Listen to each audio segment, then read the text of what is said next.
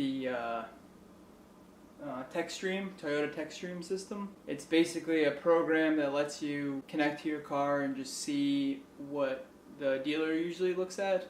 It's basically like a dealer level scan tool. You can't do everything on it. It's sort of limited, but you can do a lot of things, and it helps out when you're trying to troubleshoot an engine issue, like I ran into, and just checking the overall health of your engine, of every other component you have in your car.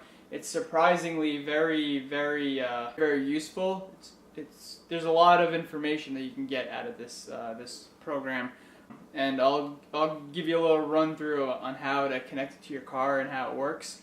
So first of all, the one thing you are going to need, which could get costly if you don't have one, but usually everybody has a laptop, a used laptop or an old laptop. The thing is with Techstream, you have to have either Windows XP.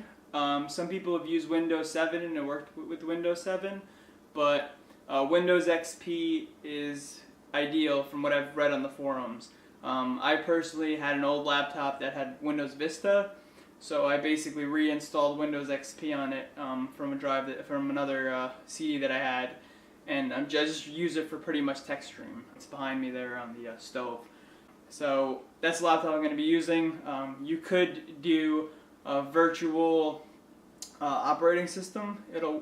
They've said it will work with that. I've never done it, but basically what you need to do is, I'll post a link in the description for Amazon, and it'll show you this little OBD2 connector. You can see it's upside down. That's the OBD2 connector. It's a simple, just plugs right into your OBD2 connector underneath the dash, and driver's side right by your gas pedal. So we'll connect that. I'll show you where to hook that up in a second. But basically, this comes with a CD and this little connector. That's all. It plugs into your USB connection on your laptop, and basically install the drivers for this. And as soon as you plug it in to your car and into that, you turn your key on, and I'll show you how the software, the interface is laid out. But you basically just select your car, year, and make and model, and it'll give you all of the modules on your car. And by modules I mean there's multiple computers on these Lexuses. All cars now have multiple computers, but even this 98 Lexus has multiple computers. So it's got a computer for the AHC system, it's got a separate computer for the ABS system, it's got another computer for the engine management system. So all of these separate modules can all be accessed through this one OBD2 connection.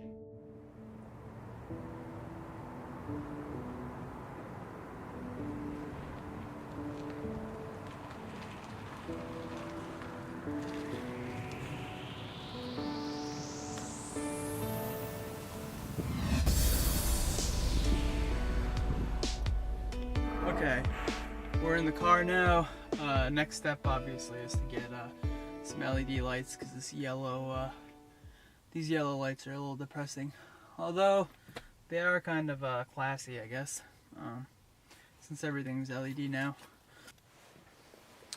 Okay, so one of the reasons why I had to move my girlfriend's car and bring this car here is because I need to have the laptop plugged in all the time. Because the battery's a piece of shit, so it needs to be plugged in. Again, it's just a cheap laptop. Actually, when I bought it, it was $1,000. That was a while ago. Anyway, so we'll let this load up, and we'll get to work here. All right, let me show you guys where to plug this bad boy into.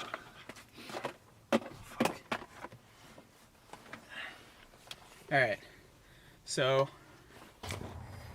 I know everybody probably knows where this is, but I feel like just for the few that don't, that's your OBD2 connection.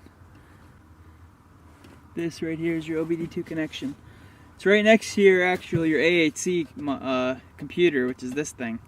So it's right next to your AAC computer, which I have disconnected. So I really don't know what this is gonna show for AHC, because I haven't hooked this scan tool up since I removed the AHC. So you're gonna take your OBD2 connector, you're gonna hook it up. There's no click or anything like that, it just pushes on, just a press fit. Okay, so once you have that cable connected, you want to connect that to your laptop. Very important, make sure you connect it to your laptop, because I forgot and I was wondering why I'm not connecting. Anyway, very stupid, but it happens. See that Techstream icon? That's going to be on your desktop. Go ahead and select that.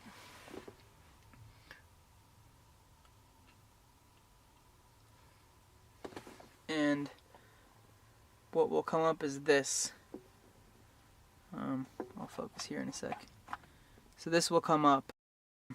And what you'll have is, you'll have your connect to vehicle, open scan data, generic OBD2, user selection, a language selection, advanced diagnostics, and to log out.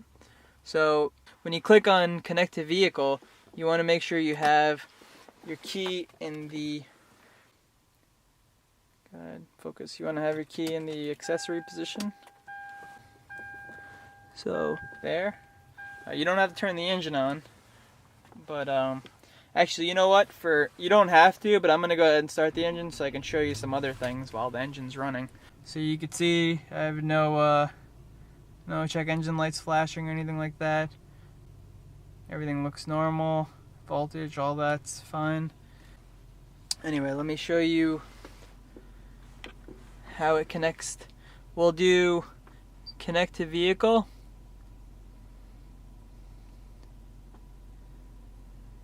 It's initializing USB communication.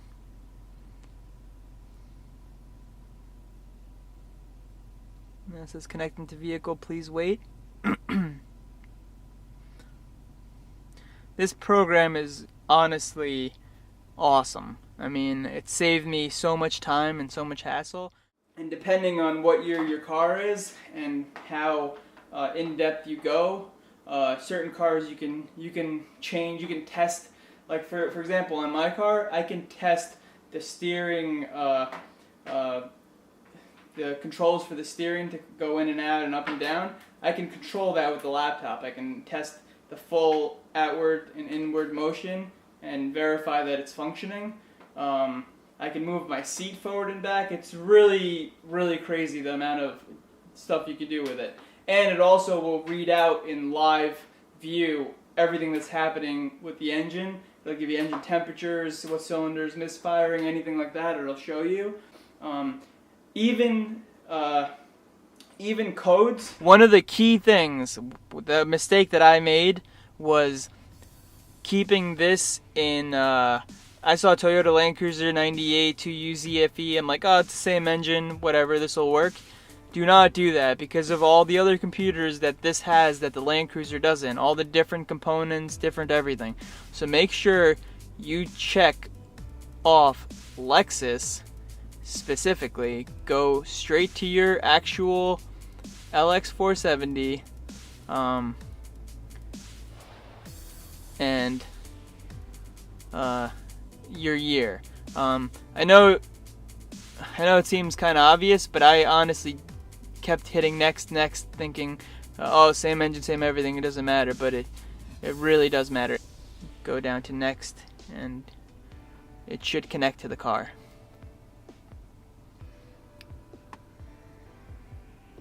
Really simple software, by the way. It's real straightforward and easy to use. So here you have your so as you can see from the menu up here, it shows you what yellow means. Yellow means ECU status unknown. White means communication okay. White with an asterisk means let me zoom in on that for you. So white with an asterisk means ECU not supported or not responding, and light blue with asterisk means ECU communication okay in past times but not responding now. Anyway, mine are all showing up yellow. Not sure why. They still communicate, but whatever. Cruise control is its own module. Tilt and telescope is your steering. Your side mirrors. You got all kinds of things. I'll click on engine right now because that's usually what people want to know about. Tells you a little bit of information in the bottom that what this ECU controls.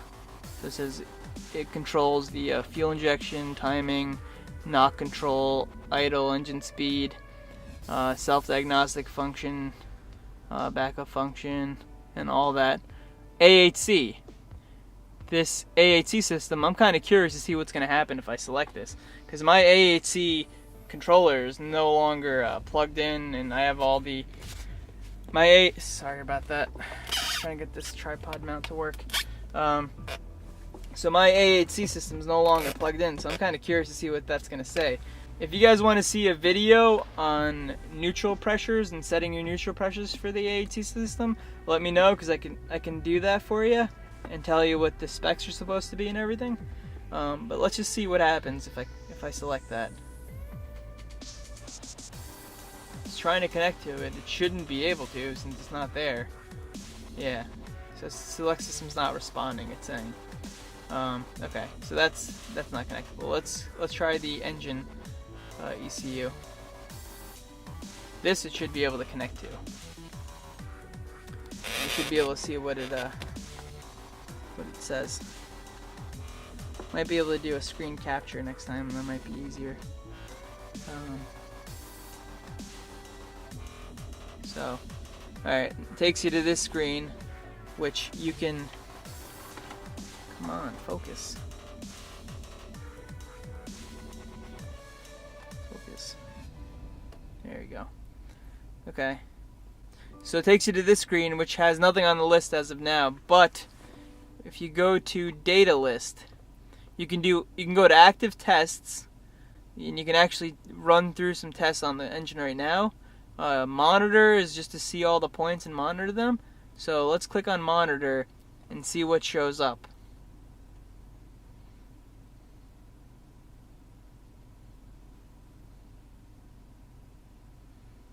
Again, really simple. It took me about maybe 20 to 30 minutes to get the full hang of how to go through this and navigate the system. Really, really easy. You can clear trouble codes by this icon right here. You click that if you see codes on here. But anyway, there you have a summary, misfire, summary of that. I guess thumbs up means it's good, and NA means that not applicable.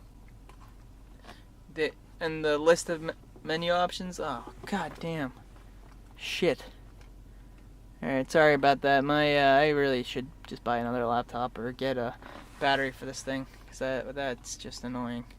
If I move the connection for the power, because the battery doesn't work, it just disconnects and the power connection's loose. So this is just terrible.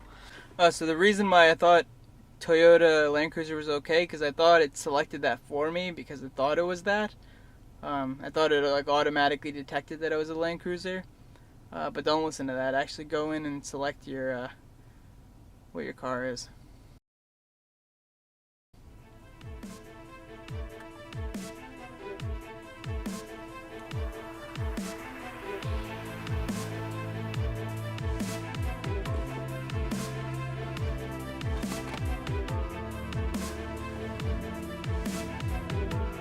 Okay. So we're gonna go to engine again.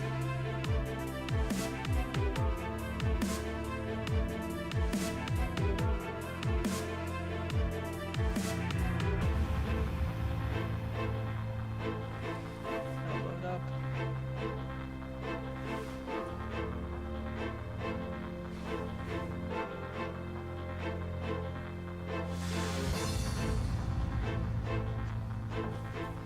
Now, I'm not an expert on this. I just want to show you guys a few things that's cool that I thought was cool that you could look at. So you have trouble codes in yellow. You can click that for trouble codes. Data list. I believe this is just going to give you a list of everything that's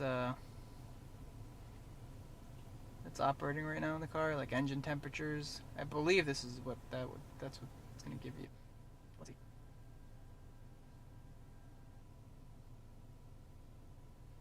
Yeah, there you go. This is some good information here. You have it's giving you your mass airflow, your engine speed, your coolant temperature, your throttle position. I don't know if you can see throttle position. Look at throttle position. It's at throttle position says it's at 14%. I'm gonna hit that. That should change. This is all live data, so I think there might be a little lag in it. What I kind of wanted to see was what my alternator voltage says. I don't know if that's on here. It might be under charging systems or something. Because my lights brighten and dim when I hit the gas and release the gas. I'm assuming that's an alternator issue. But anyway, misfires reported on cylinders. You have fuel pump. You can test all these things too. You can actually test your AHC individual solenoids for your ride height solenoids. Each globe is tied to a solenoid valve that modulates. You can activate each solenoid valve and see which one's the one causing you the problems when you go to the AHC part of it. There's so much you can do with this. I can't go through all of it now, but it's really really in depth what you can do. I just wanted to give you a general idea of the possibilities. Active test. I don't really know what this does. Never done it before. Oh, so okay. You can go ahead and you can run tests on your AC cut signal, your fuel pump, your vapor pressure, your shift. I don't mess with any of this because I don't want to run any of these tests while the car's on or anything, because I don't want to screw anything up. So if you know what you're doing and you read up on it and you want to run through it, go for it. But I try to stay away from that unless I'm having a problem, and then I'll look into how to do that. But don't really need to use it at the moment, so staying away from it. So anyway, yeah, that's a little bit of that. Oh, this is interesting. Wonder if it gives you. I guess not. No, there's a little graph here at the bottom that shows gas. I don't know if it's going to tell me this vehicle does not support this function. Yeah, I didn't think it was going to tell me how much MPGs I'm getting. I think the newer cars probably have that. So anyway, that's that. Let's try another system. We have ABS. For the ABS system, this is awesome for ABS systems if you're bleeding your brakes, because you can activate the ABS solenoids and just bleed your brakes with them open. This way you bleed all the air out of your ABS system and the old fluid out of them at the same time. Although I found that if you turn the car off and you turn the car on and then off, and you bleed the rear brakes, it activates the ABS solenoids anyway, so you might not need that, but it's nice to have. There is a function on there for bleeding the brakes under ABS. Immobilizer, SRS, the body, driver's seat. You can move the driver's seat front and back. Not really sure why you would do that, but you can. You can do any of these things. CAN bus check, TAS function, customize settings. I can't do it on mine. I think it's because I have an older vehicle, but the newer ones, you can customize the settings. You can make it so the The windows go down when you unlock the car, I believe. Like there's a lot of things you could do. You can customize for yourself. Like if some certain things annoy you about it, you can change. Again, be very careful when you're doing things like that because you don't want to screw anything up. And I'm not responsible if you do end up messing with something that you shouldn't be. Anyway, we'll go back and we'll check out the generic OBD2. Take a look at that. And I'll also check out Advanced Diagnostics. I don't really know. I've never done that because I've never needed to. I know there's no trouble code, so I'm not going to select it. But if you had trouble codes or if you had check engine light come on or something, I mean, periodically you should check trouble codes anyway because sometimes you have codes that don't come up as a check engine light. Not every code is a check engine light. So it might be something you might want to consider doing once in a while, just running through and seeing what's going on. So yeah, again, it's just the standard information here. So that's that. If you guys want to see a neutral pressure video on the AHC, I can do that for you. But that's pretty straightforward. You saw on the main menu where I had the AHC option. You just select that, and it'll show you one of the items is going to be neutral pressures. You'll see them, and then you can just adjust it and look at them again. When you adjust it, it doesn't always show up right away. Like I've noticed I would have to log out of this whole thing, close it down, and turn it back on and log back in just to read my neutral pressures again because I don't trust it updating live like that. Just be cautious. I would just do it anyway. Just so you, I mean, it doesn't take long to restart it. But yeah, let's see what monitor does. So that's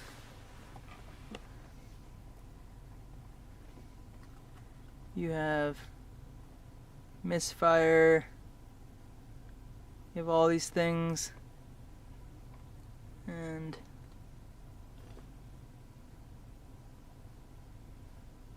it's all been completed. Let's go to main menu. Now the newer your car, the newer the car, the more these functions are going to do for you.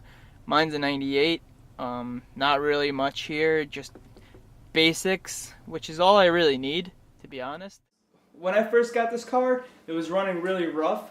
It would start rough and it would idle a little funny. I mean, once I got onto the highway, it was okay, but it would always just start really rough. So when I got this mainly to check the neutral pressures for the AHC, which I'll explain down a little later possibly. When I connected it to see why it's idling funny, the check engine light wasn't on at that point. So I wasn't expecting to see any codes or anything, but when I hooked it up, it said that my temp sensor, my coolant temperature sensor has failed, which there was no check engine light, but my coolant temperature sensor has failed. And I was like, coolant temp sensor, I don't see why that would cause a rough idle. But when I went online, I found out coolant temp sensor is exactly, the symptoms for it is exactly what was happening with my car. So I went ahead, got a new coolant temp sensor, slapped that in, car started up fine, never had a problem with it since. So it's really, really handy for just seeing what's going on. Another example for how it helped me out is the car, one day I cranked it over and it was idling, like it was definitely a misfire. You can just hear it. It sounded like it was running on 7 cylinders. So I hooked up the scan tool real quick. Check engine light was flashing too. When I started driving it, the check engine light started flashing. Now when the check engine light flashes, that means it's an urgent issue. It's not something you can just put off and ignore. So I hooked up I basically drove around the block, came back when I saw that check engine light and saw that it was running rough, hooked up the scan tool, and it immediately told me that I have a misfire cylinder number or whatever it was. I think it was 5. Yeah, I think it was 5. So I grabbed my iPhone, looked up which cylinder number 5 is, how it's oriented, and the main thing I assumed it was is the coil packs, because they usually go, I mean, 200 something thousand miles is probably the coil pack that went bad. So I pulled out the coil pack, slapped in a new one, which if you don't have any coil packs on hand and you have a car that has 200,000 miles or more, a Land Cruiser or a LX 470 that has that many miles, and you haven't changed all the coil packs already, just keep a couple on hand. I'll put another link for the ones on Amazon that everybody seems to be getting, the Denso ones. Went ahead and got a couple of Densos and keep them in the garage and keep one in the car just in case I need it. So I didn't replace all of them at once. I guess you could do that, but I don't see the point. I just let them die as they go. Get some use out of them. So that's pretty much it. I don't have a lot going on, but anyway, if you have a newer car, you could do a lot more with the software. But even with the older cars, there's still a lot of good information that it gives you, and it's extremely helpful. For $30, I don't think you can go wrong at all. So if you're gonna buy anything for your car to help you fix it and work on it and take care of it, I highly recommend spending the money and investing in this Techstream software and plug. Again, I'll leave the link in the description. Leave a comment and give us a thumbs up if you like the video. If not, give it a thumbs down. I'm also going to be posting some videos of my buddy's 240. He's putting an LS swap in it. He ordered all of the parts, so I'll be doing some videos of everything he's got. He's got the transmission, a 350 Z transmission. Apparently they're bulletproof. So he's going to mate that up to the LS1, and I'm going to slap it in and take that for a spin too. So a lot of good stuff coming up. Subscribe if you want. Yeah, leave a comment if you have anything you want to see, or if you think I said too much during this video. Just let me know. Alright, hopefully that helped some people. And I'll see you in the next one. Thanks.